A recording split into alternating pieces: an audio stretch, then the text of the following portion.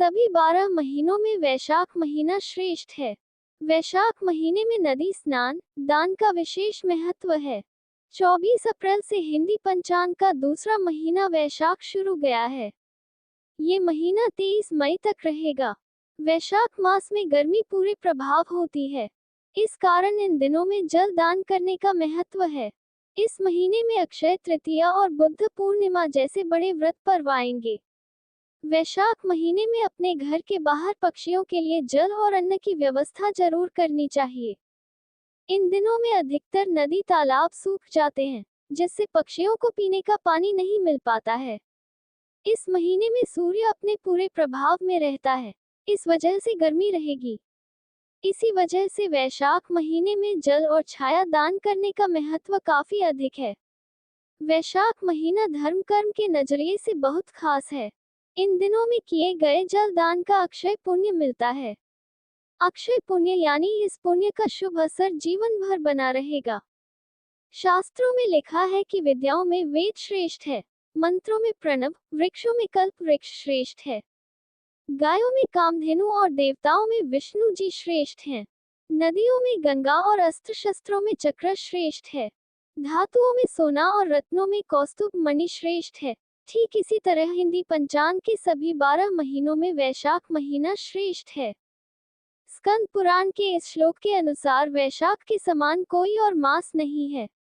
सत्ययुग के समान कोई युग नहीं है। वेद के समान को शास्त्र नहीं है और गंगा जी के समान कोई तीर्थ नहीं है। वैशाख मास शुक्रवार से शुरू होगा और शुक्रवार को ही खत्म होगा।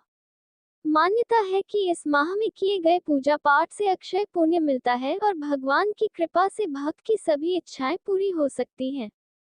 ये महीना वृक्षों में कल्पवृक्ष के समान और शिवजी, विष्णु को प्रसन्न करने वाला माना गया है।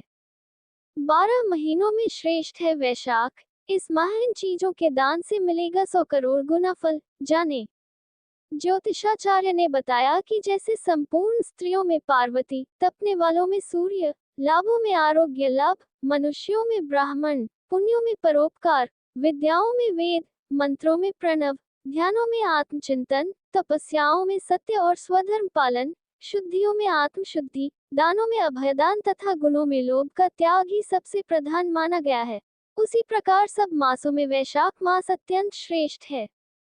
जो स्त्री अथवा पुरुष इंद्रिय संयम पूर्वक एक समय भोजन करके वैशाख मास को पार करता है, वह सहजातीय बंधु बांधवों में श्रेष्ठता को प्राप्त होता है। माधव मास में जो भक्ति पूर्वक दान, जप, हवन और स्नान आदि शुभ कर्म किए जाते हैं, उनका पुण्य अक्षय तथा 100 करोड़ गुना अधिक होता है।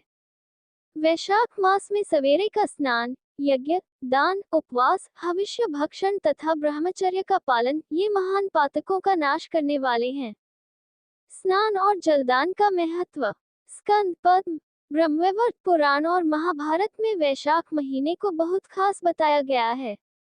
इन ग्रंथों में कहा गया है कि वैशाख मास में सूर्योदय से पहले स्नान करने, जलदान और तीर्थ में नहाने से हर तरह के दुख खत्म हो जाते हैं।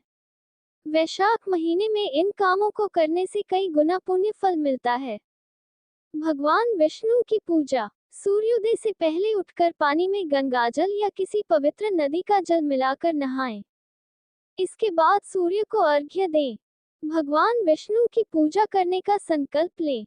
पूजा किसी ब्राह्मण से करवाएंगे तो ज्यादा अच्छा रहेगा। भगवान विष्णु को पंचामृत से स्नान कराएं। चरणामृत ग्रहण करें। पूजा में ओम नमो भगवते वासुदेवाय मंत्र का जाप करना चाहिए। भगवान को फूल, धूप, नैवेद्य आदि सामग्री चढ़ाएं। दीपक जलाएं। विष्णु सहस्त्रनाम का जाप करें। व्रत की कथा सुने। दूसरे दिन यानी द्वादशी पर ब्राह्मणों को भोजन कराएं और दान देकर आशीर्वाद प्राप्त करें। वैशाख मास में करें शुभ काम।